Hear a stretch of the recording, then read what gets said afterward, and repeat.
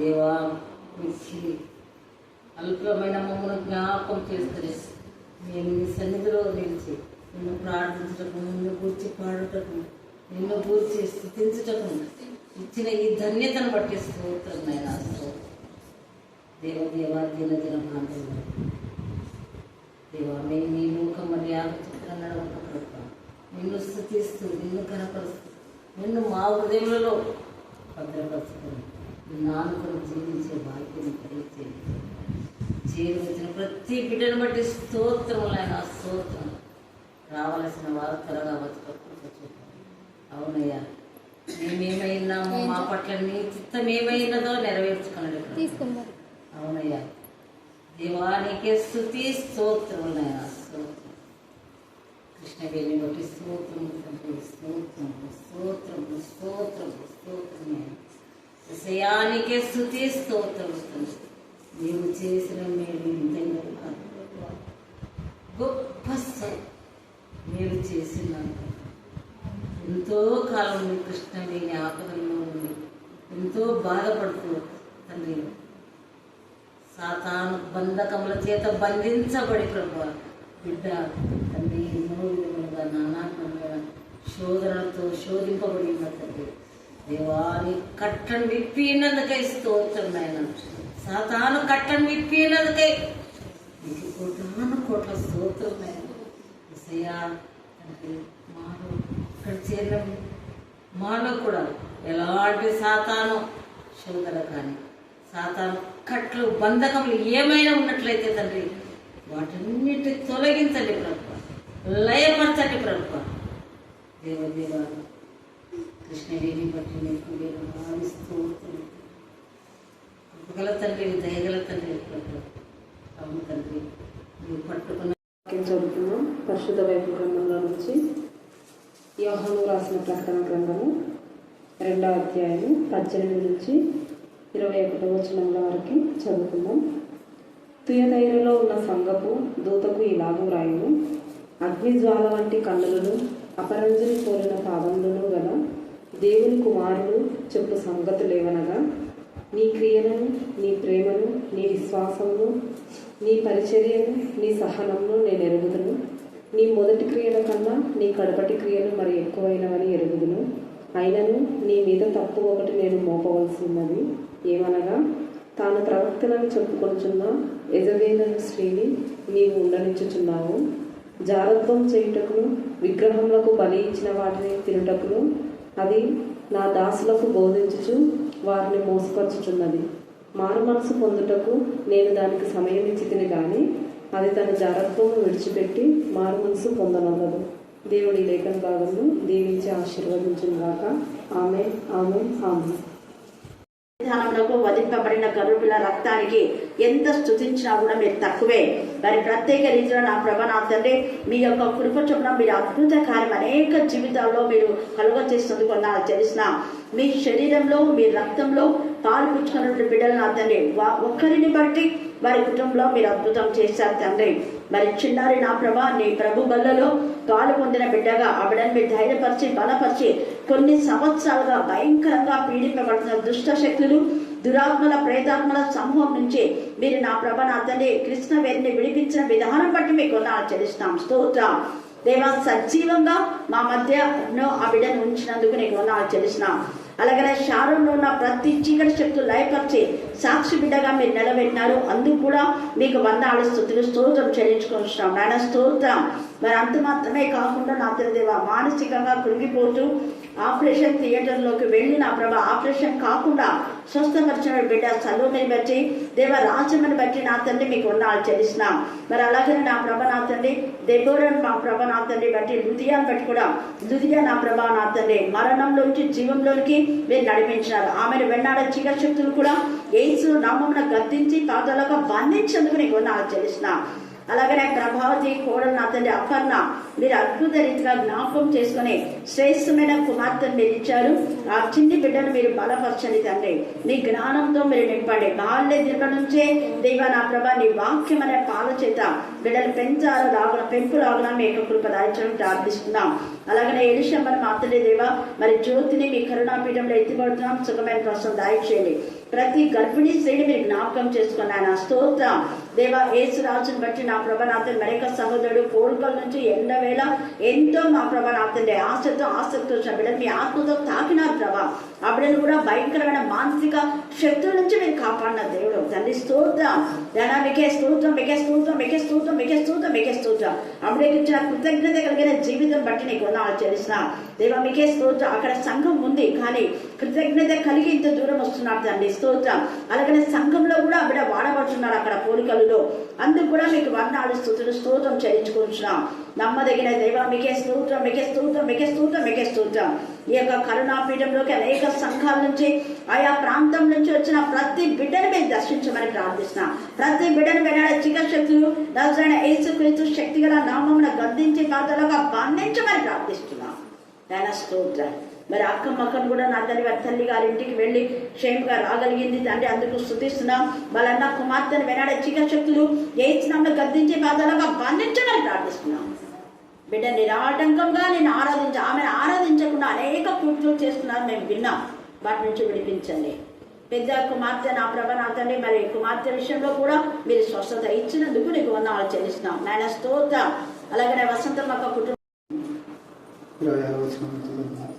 మీరు ఈ రొట్టెని తిని ఈ పాత్రలోని త్రాగునప్పుడల్లా ప్రభువు వచ్చే వరకు ఆయన మరణమును ప్రచురించదు. కాబట్టి ఎవడు అయోగ్యంగా ప్రభువు యొక్క రొట్టెను తినను లేక ఆయన పాత్రలోనే త్రాగును వారు ప్రభు యొక్క శరీరమును గూర్చి రక్తమును గూర్చి అపరాధేయులను. కాబట్టి ప్రతి మనుషుడు తను తాను పరీక్షించుకునవలనని అలాగూ చేసి ఆ రొట్టెని తిని ఆ పాత్రలోనే త్రాగలను. ప్రభువు శరీరమని వివేచింపక తిని త్రాగువాడు తనకు శిక్షావిధి కలుగచేయటకే తిని త్రాగుచున్నాడు. ఇందువలననే మీలో అనేకులు బలహీనులను రోగులనై ఉన్నారు. చాలామంది నిద్రించుచున్నారు.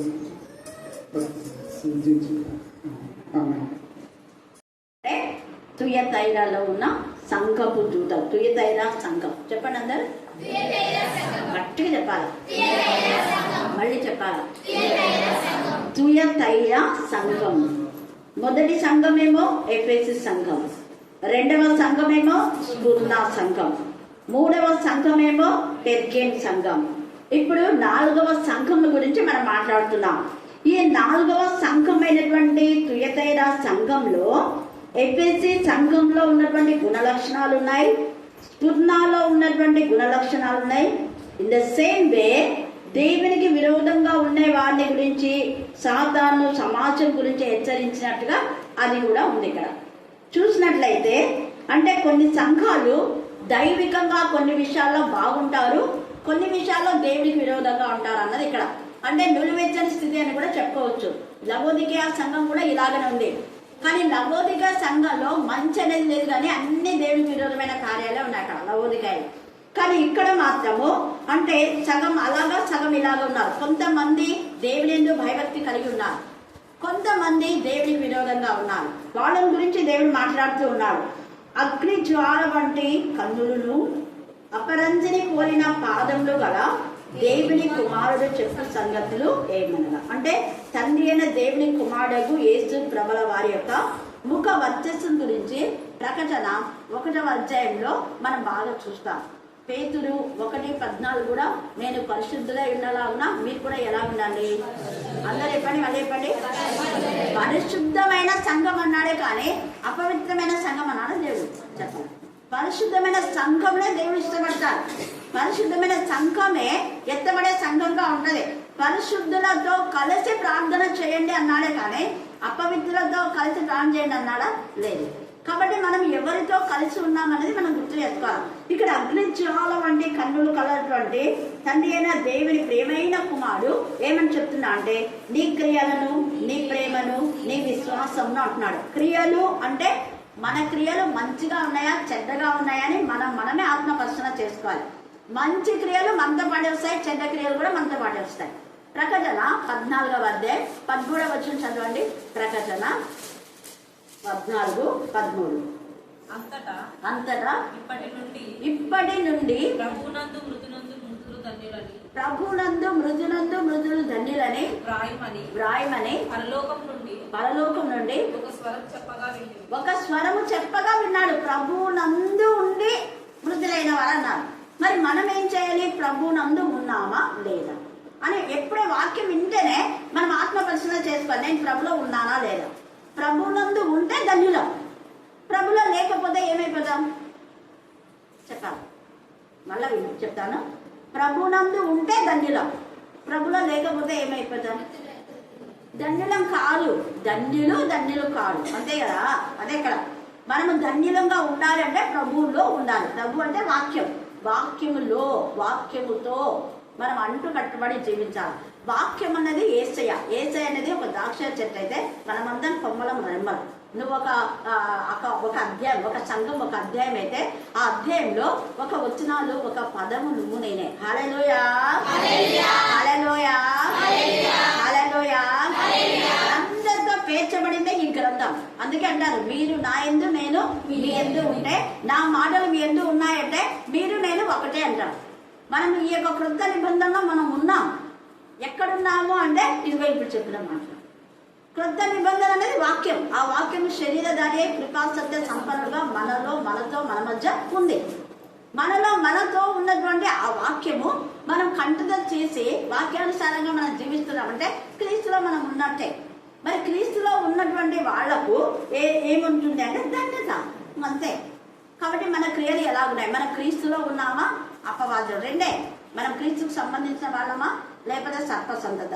క్రీస్తా బెలియాలా, లోకమా పరిశుద్ధుల గుంపులో ఉన్నామా అని తయారు చేసుకోవాలి. తర్వాత రెండవది నీ ప్రేమను అంటే వాక్యమే. దేవుడు వాక్యమే ఉన్నాడు కదా, వాక్యమే కదా ఇది. ఆది యందు వాక్యం ఉండేను, వాక్యము దేవుడే ఉండేను. ప్రేమ అంటేనే వాక్యం మనకు గుర్తు రావాలి. వాక్యమే ప్రేమ, వాక్యమే దేవుడు. తర్వాత మూడవది నీ విశ్వాసం అంటున్నాడు. ఇక్కడ నీ విశ్వాసం అనేది అండర్లైన్ చేసుకోండి. ఎందుకంటే దేవుని యొక్క విశ్వాసం ఉంది, ఇక్కడ మన విశ్వాసం ఉంది. అందుకనే మన విశ్వాసం బట్టి దేవుడు దీవిస్తాడు. ఆయన విశ్వాసం బట్టి మనం ఇక్కడ ప్రార్థిస్తే అక్కడ అద్భుతాలు జరుగుతాయి. నేను చెప్పాను కదా, కృష్ణవేణి ఉంది ఇక్కడ మన మధ్య. మనకు పోయిన శుక్రవారం ప్రార్థన చేశాను, గుర్తుందా మీకు? కృష్ణవేణి గురించి ప్రత్యేకంగా చేసినాను నేను.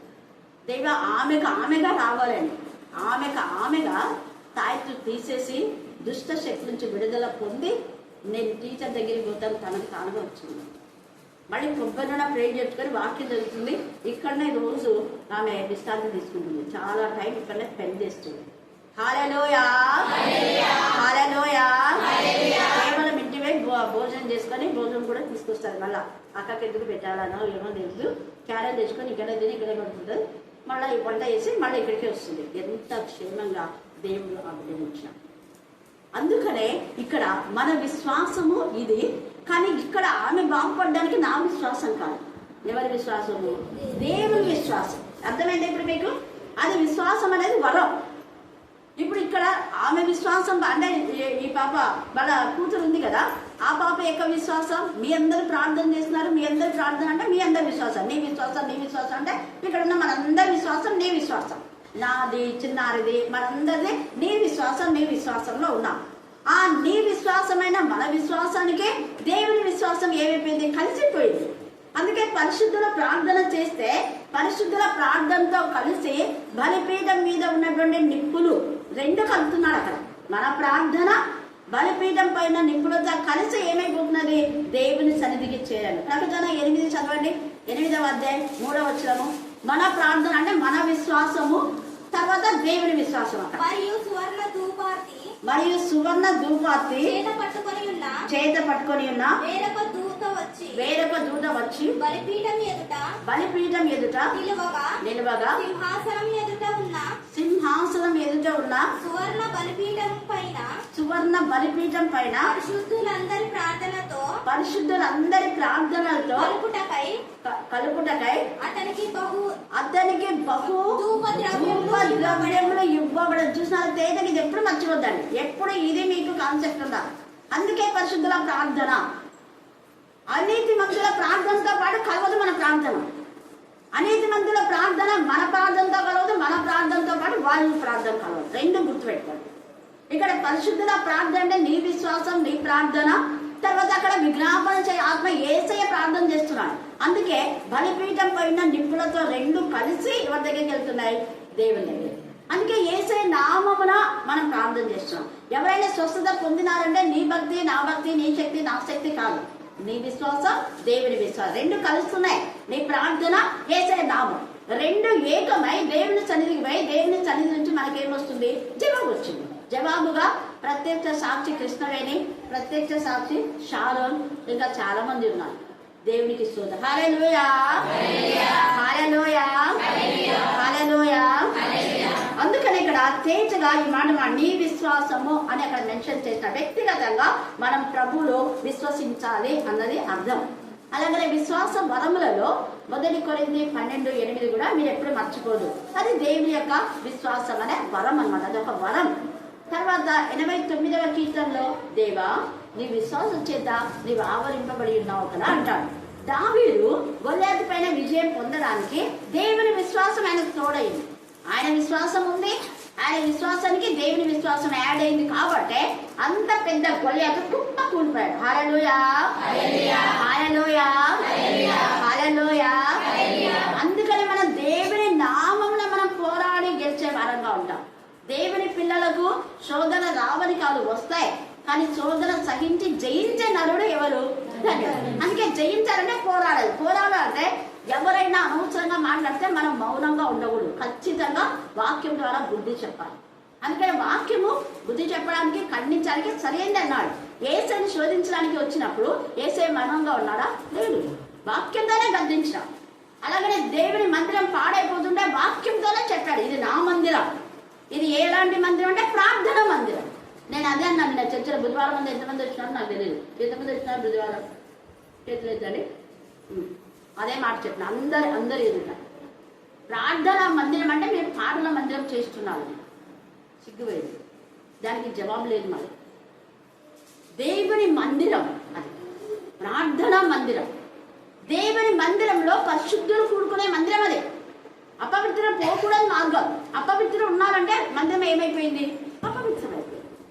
ఎవరి ద్వారా అపవిత్రమైపోయింది మనం టాలీ చేసుకొని అపవిత్రం కాకుండా యేసేలాగా శుద్ధి చేయాలి. హల్లెలూయా హల్లెలూయా హల్లెలూయా. అందుకని ఇక్కడ అన్నాడు, నీ పరిచర్యను నీ సహనంను నేను ఎరుగుదును.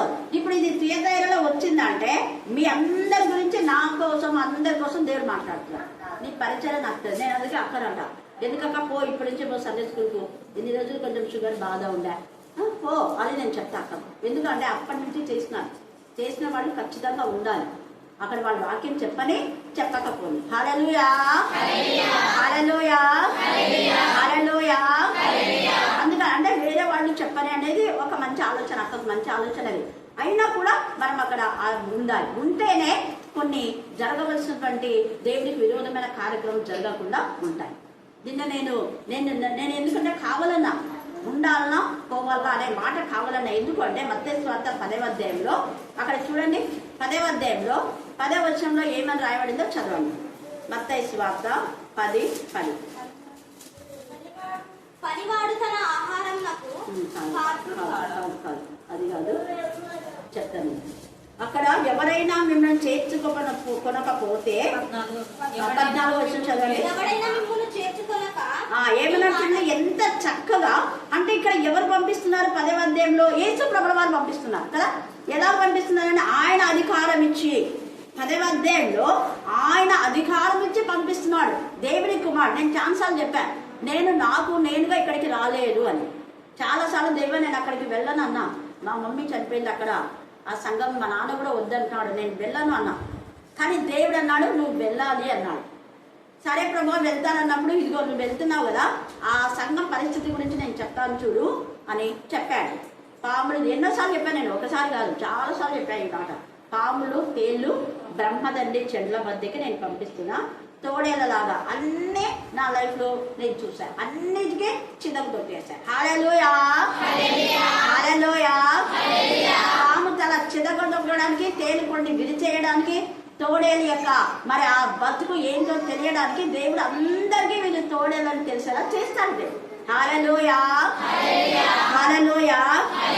అందుకనే ఎవరైనా వాక్యం చెప్తుంటే వాళ్ళ స్వభావాన్ని బట్టి వాళ్ళు ఎలాంటి వాళ్ళో మీరు తెలుసుకున్నాను. ఉంది కదా ప్రభావ, మేము ఎవరి బోధ వినాలి ప్రభావ, మరి ఇలాగా అనేక మంది నీ నామ పేరు వస్తారంటున్నారు, మరి వాళ్ళు నీ పిల్లలు కాదు మేము ఎలా తెలుసుకోవాలంటే వాళ్ళ ప్రవర్తన బట్టి తెలుసుకోండి అన్నారు కదా. సంఘంలో ప్రవర్తన ఎలా ఉందో అర్థమైపోయింది వసంత మాకు అందరికీ. వీళ్ళు అసలు దేవుని పిల్లలా అన్నట్టుగా మాట్లాడినారు చూడండి. అందుకే ప్రవర్తన అప్పుడే బయటకు వచ్చేస్తుంది. గొర్రెచరం ధరించుకుని ఉంటారు, కానీ ఇలాంటి పరిస్థితుల్లో వాళ్ళ ప్రవర్తన బయటకు వచ్చేస్తుంది. వాళ్ళు వీళ్ళు నిజంగా దేవుని పిల్లలు కాదు, వీళ్ళు సర్ప సంతతి, వీళ్ళు తోడేలు, వీళ్ళు గొర్రె పిల్లలు కాదు తెలుస్తుంది. దేవుడు తెలియజేస్తాడు యాక్చువల్గా. అందుకే అలా జరగడం కూడా మనల్ని మనం దేవుడు రుజువుపరచడానికి. హల్లెలూయా, హల్లెలూయా, హల్లెలూయా. యేసు ప్రభు సెలవు వేయబడి ఉండి మరణించి ఉండకపోతే సాతానుడు మరణించి తిరిగి లేచేవాడు కూడా వాడు గొప్పలు చెప్పుకుంటాడు. వాడు ఎన్నైనా వందలు చెప్తారు, గొప్పలు చెప్పుకుంటాడు. తిరిగి లేస్తేనే కదా ఉండేది, సత్తా బయటపడేది అది. అందుకే తిరిగి లేచిన పునరుద్ధరణ శక్తి కరుణాపీఠంలో అందరికీ ఉంది. నేను అదేనా కరుణాపీఠం అంటే, కరుణాపీఠం దేవునికి సంబంధించింది. కరుణాపీఠంలో బాగుపడినవాడు 90 మంది ఉన్నారు సంఘంలో. 90 మంది, 90% అంటే 90 మంది అంటే 90 మంది కాదు, 90%. అదేనా ప్రతి ఇంటికి వచ్చి ప్రే చేసి వాళ్ళ ఇంట్లో ఉన్న దుష్ట శక్తులను పోగొట్టి, ఎందుకమ్మా మీరు మందిరానికి రారు, శ్రీలకూటానికి రారు, బుధవారం రారు అని చెప్పి హెచ్చరిక చేసి మందిరంలోకి నడిపించారు. వాళ్ళే సాక్షులు, పరిశుద్ధాత్మ సాక్షి. హల్లెలూయా, హల్లెలూయా, హల్లెలూయా. అందుకే చెప్పడానికి వాళ్ళు గడుచుకున్నాడు. నేను ఒక్కటే మాట నా మాటకు జవాబు రాలేదు. అందుకే ఇక్కడ ఏమన్నాడు, నేను ఎందుకు అడిగినా అంటే, అప్పుడు అలాగా వెళ్ళిపోతే వాళ్ళు ఏమైపోయిందో తెలుసా, మీ పాద దులిపివేయుడి విమర్శ దినమందు ఆ పట్టణపు గతి ఎలా ఉందంట, సొదొమ గొమొర్రా ప్రదేశంలో గతి ఓర్వదగినదే ఉంటుందని నిత్యంగా మీతో. భయంకరమైన పరిస్థితి. నేను ఎందుకు అలాగని అన్ని ఓర్చుకొని ఉంటున్నా అంటే, వెళ్ళిపోతే ఏమవుతుందో నాకు తెలుసు కానీ నాకు నేనుగా వెళ్ళిపోకూడదు. అర్థమైందా మీకు? ఇప్పుడు ఇక్కడ వాళ్ళు ఎవరైనా అబ్జెక్షన్ చేస్తే అప్పుడు వాళ్ళ మీద, ఎందుకంటే దేవుడు పంపింది, దేవుడు పంపిన వాళ్ళను మీరు ఇది చేస్తారా, మీకేం గడుస్తున్నాయని దేవుడు అడుగుతారు. అప్పుడు అడుగుతారు. ఇక్కడ కూడా వస్తుంది శిక్ష, ఖచ్చితంగా వచ్చింది చాలా మంది. మీకు తెలీదు, కొందరు తెలుసు. హల్లెలూయా, హల్లెలూయా. అంటే స్త్రీల కూటమికి ఒకసారి రిట్రీట్ పెట్టకూడదని చెప్పి చాలా వేశారు. నేను అక్కడ బాగా తెలిసింది. వెంటనే అక్కడి నుంచి చెప్పింది, అక్కడ ఏం మన ప్రాణం చేద్దాం పదా అని 5 నిమిషాలు ట్రైన్ చేసుకున్నాం అంతే. ప్రాణం చేసి చూడమ్మా పలానా చూడ పెడదామని చెప్పినాం. అక్కడ మరేమో రమ్మంది, ఇక్కడ కూడా ఇక్కడ స్టాండ్ వేసి పెడదాంలే అని అనుకున్నాం. వెంటనే వాళ్ళకి తాళం ఇచ్చినారు. కానీ అలా వేసిన వాళ్లకు ఎంత శిక్ష అంటే వాళ్ళ బతుకంతా తాళనై. హల్లెలూయా, హల్లెలూయా. అంటే తెరిచే విధానంలో లేని పరిస్థితి. తాళం వేసినారు, వాళ్ళ బతుకులు తాళం పోగొట్టుకున్నారు, ఇంకా రాలేదు. మళ్ళా పశ్చాత్తాపడితే దావీదు తాళం చెవి దేవుడిస్తే మళ్ళీ తెలుస్తారు. అట్లా పశ్చాత్తాపడిన కూడా ఉన్నారు. దేవుడికి స్తోత్రం. హల్లెలూయా, హల్లెలూయా, హల్లెలూయా. అందుకే నేను చాలాసార్లు చెప్పాను, ఎవరికైనా పిల్లలు కాలేదు అంటే దేవుని యొక్క శాపం అని చెప్తాను. అక్కకు తెలిసే విషయం నేనన్నా ఆ రోజు దేవుని శాపానికి వాళ్ళు గురైనారు. అక్క దేవుడు మనపక్షంగా ఉండగా మనకు విరోధి ఎవ్వరుండరు. ఎందుకు అంటే ఇది టాపిక్ నేను ఇప్పుడు రైజ్ చేసిన అంటే, ఇలాంటివి ఎన్నో వస్తున్నాయి, నేను పట్టించుకున్నాను గురించి. శుక్రవారం నేను అసలు స్కూల్కే వెళ్ళలేదు. స్కూల్కి వెళ్ళకపోయినా శుక్రవారం రోజు వచ్చి మా పిల్లోని అదేందో ఏమో చెప్పినాను, ఇంటి పని చేయమంటే చేయనందుకు అసలు ఇంటి పనికి ఎప్పుడు పెట్టాను నేను. ఆడ బొగ్గులు ఎత్తిచ్చింది అంటే బళ్ళ బొగ్గులు ఎత్తిచ్చిందని. బళ్ళ బొగ్గులు ఎత్తుతారు, పిల్లలందరూ ఎత్తుతారు. ఎప్పుడైనా ఆడ వంట అయితే వంట బొగ్గులు ఆమె చెప్పింది వేసేనా, ఆమె వచ్చి చెప్పింది, నేనే ఎత్తిపించినా. ఆ రోజు టీచరే రాలేదని సిగ్గులేదు. అప్పుడు అన్నారు మా టీచర్, పదా పూర్వం ఇంటి దగ్గర కూర్చున్నాను. అవసరం లేదు, దేవుడు తీర్చాడు. హల్లెలూయా, హల్లెలూయా. ఇంతవరకు పిల్లలు లేరు. ఎందుకు వచ్చిందో నాకు ఆ రోజు ఆ మాట అన్నా నేను. కొన్నిసార్లు దేవుడు నాతో మాట్లాడిస్తుంటారు. వాళ్ళ తర్వాత పశ్చాత్తాపన్నారు, క్షమించమన్నారు అనుకోండి, అయినా కూడా దేవుడు ఊరుకోడు.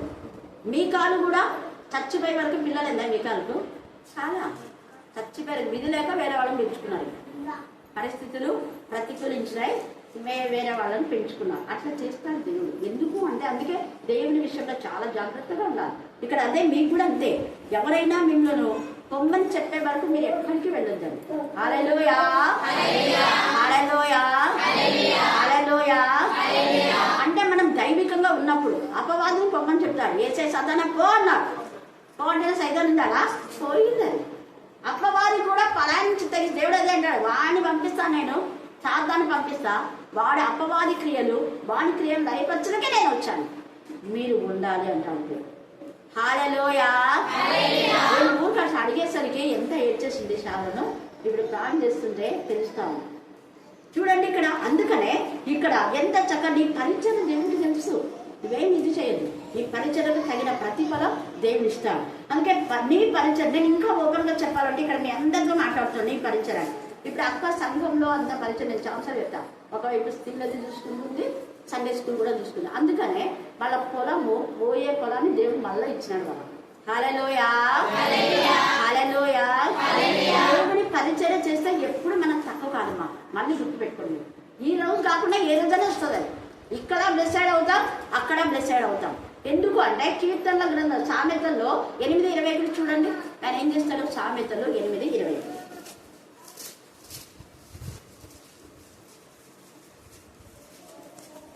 నీతిమంతుని మార్గమునందు న్యాయమార్గమునందు నేను నడుచుచున్నాను.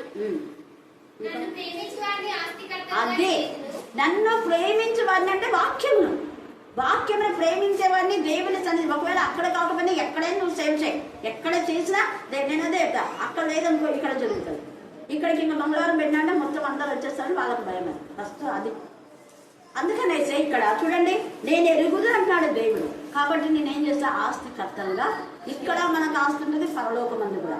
అందుకే నేను ఆ రాజమ్మ వాళ్ళ ఇంట్లో చెప్పిన, కలవర పడకుడి, నా యొద్ద అనేక నివాసములు ఉన్నాయి. ఇక్కడ నీకు నివాసం లేదా? అక్కడ ఉంది. ఇక్కడికి స్థానం లేదా? దేవుడు అక్కడ ఇస్తాడు. అందుకే నీ పరిచర్యను తర్వాత నీ సహనంలో అక్క నేను అంది, ఎంత నేను అక్కడ అనుభవించినానమ్మా అనింది అక్క. నేను వెంటనే ఫోన్ చేసి, అక్క అసలు నాకైతే ఏం బాధ కదా, ఎంత బాధపడింది అక్క.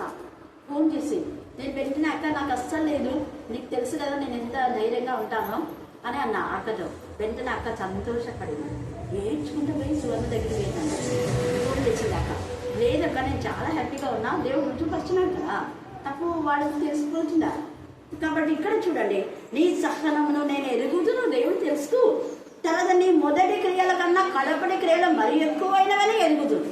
ఇప్పుడు ఈ మాట ఇక్కడ వచ్చిందంటే సేమ్ ఇదే మాట మంగళవారం రోజు మనం చెప్పిందా లేదా? చూడండి, ఇది బైబిల్ స్టడీ. నేను ఎందుకు గుర్తు చేస్తాను అంటే మంగళవారం చెప్పింది ఉంటుంది, బుధవారం చెప్పింది ఉంటుంది, ఆదివారం చెప్పింది ఉంటుంది. ఇప్పుడు మనం చెప్పింది మళ్ళీ ఆదివారం వస్తుంది ఖచ్చితంగా. హల్లెలూయా, హల్లెలూయా, హల్లెలూయా. అందుకని ఇక్కడ తేజగా నీ మొదటి క్రియల కన్నా నీ కడపడి క్రియలు మరి ఎక్కువైనవని ఎరుగుదాం.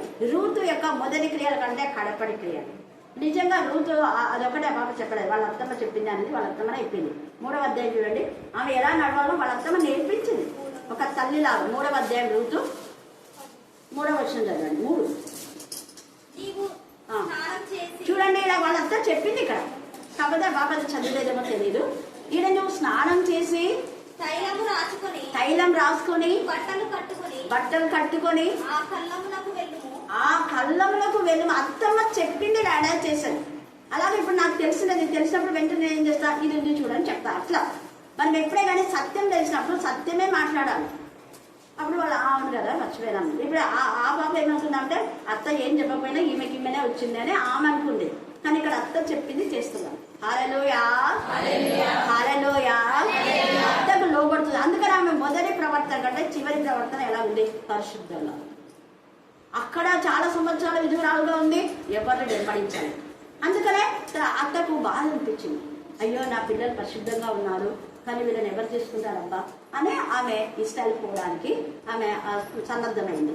కానీ దేవుడు అద్భుత రీతిగా రూతును అప్రిషియేట్ చేశాడు. ఇస్రాయేల్ దేవుడు రెక్కల నీడకి వచ్చింది, ఆశీర్వదించాడు. అందుకే మన మొదటి ఆరంభం తర్వాత అంతం అది కూడా చెప్పినాడు కదా ఆదివారం రోజు పాస్టర్ గారు. ఆరంభం బాగుంది, అంతము సరిగా లేదు. ఎవరిది? కింగ్ సౌల్ది. ఆరంభంలో ఆత్మతో నింపబడినాడు, చివరిలో ఏం చేసినాడు? తనకు తానుగా ఈటవేయబడి చచ్చిపోయాడు. ఆరంభం బాగానే ఉంది, అంతం బాగలేదు. శాంసన్ ఆరంభం ఆత్మీయంగా ఎదిగాడు, వాళ్ళ తల్లి ఆత్మీయంగా పెంచింది, భయభక్తులతో పెంచింది, పరిశుద్ధంగా పెంచింది. కానీ తర్వాత పెద్దగా అయిన తర్వాత తన ఇష్టానుసారంగా మానాడు, కానీ మళ్ళా పరిశుద్ధతలోకి వచ్చాడు. హల్లెలూయా, హల్లెలూయా.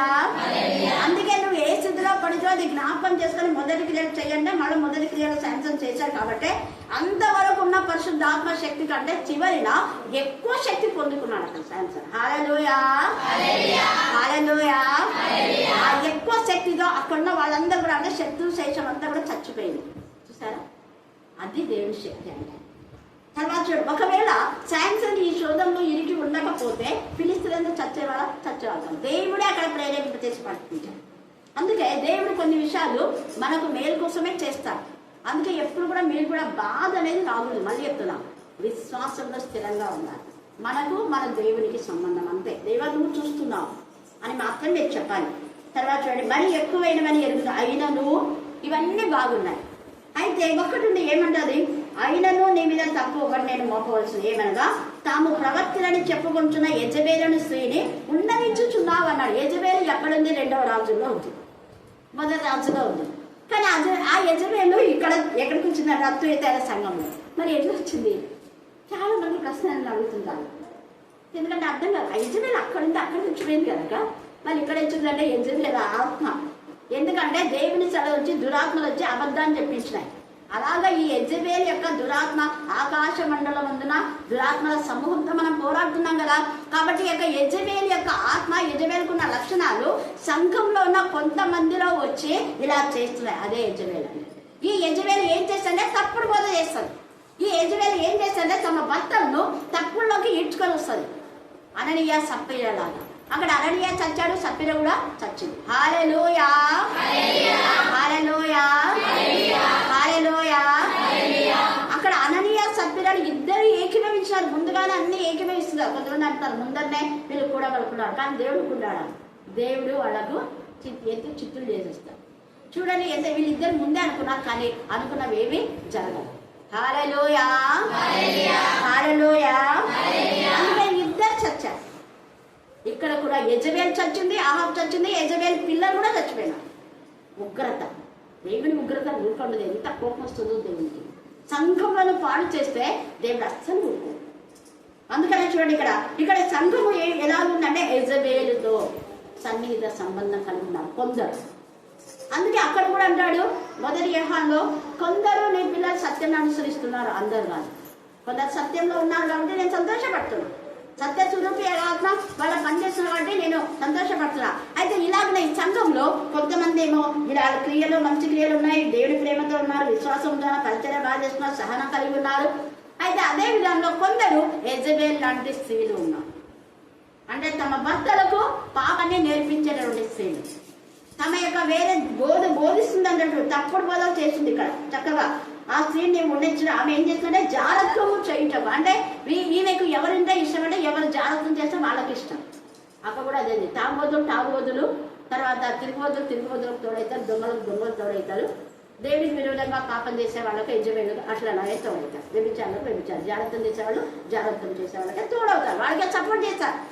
కానీ దేవుడి పిల్లలకు సపోర్ట్ చేస్తారు. హల్లెలూయా, హల్లెలూయా, హల్లెలూయా. అందుకనే విగ్రహములకు బలి ఇచ్చిన వాటిని తినుటకును అది నా దాసులకు ఏం చేస్తున్నట బోధి ఏం కాదులే, ప్రార్థన చేసుకొని తినొచ్చు, ప్రార్థన చేస్తే అంటే పరిశుద్ధమైన ఇట్లా తప్పుడు బోధలు. ఇవే యెజబేలు బోధలు. అంటే తప్పుడు బోధలు. పాపం చేయొచ్చు, దేవుడు ప్రేమ కలుగుతుంది, క్షమాపణ కోరుకో అని తప్పుడు బోధలు చెప్తుంటారు.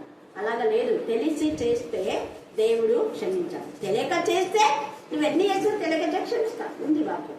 హల్లెలూయా, హల్లెలూయా. కానీ తెలిసి చేసిన పాపాలను దేవుడికి క్షమించాలి. ఇది మనం గుర్తుపెట్టుకోవాలి.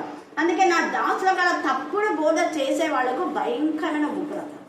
చూడండి, అందుకే అంటున్నాడు కదా, నేను దానికి సమయం ఇచ్చింది, కానీ అది తన జాగ్రత్తతో విడిచిపెట్టగా మారు మనసు కూడా పొందనల్లదు. అందుకని దేవుడు కూడా ఏం చేస్తున్నాడు అంటే దానితో కూడా చూడండి, ఇదిగో నేను దానిని మంచం పట్టించి దానితో కూడా వ్యభిచరించు వారు దాని క్రియల విషయమే మారు మనసు పొందితేనే గాని వారు బహుశ్రమల అంటే అదే ఇక్కడ చెప్పినట్టు సొదొమ గొమొర్రా కంటే భయంకరమైన పరిస్థితి. బహుశ్రమల పాలు చేతులు మళ్ళీ ఏం చెప్తున్నాడు, దాని పిల్లలు నిశ్చిత 100% చస్తారు. అంటే అర్థం ఏంటి, ఇక్కడ వెంటనే చావడం కాదు, వీళ్ళు పోయేది నరకానికి అని. రెండవ మరణం. వాళ్ళు వాళ్ళ కుటుంబం ఫ్యామిలీ అంతా రెండవ మరణంలో ఉంటారు. పిరికి వారు, అవిశ్వాసులు, అత్తకిదులు, నరహంతకులు, విగ్రహారాధికులు, వ్యభిచారులు అందరు ఎక్కడ ఉంటారు? నరకాగ్ని గంధకాల్లో. అది వాక్యం చెప్తుంది, నేను చెప్పేది కాదు, వాక్యంలో ఉంది అది.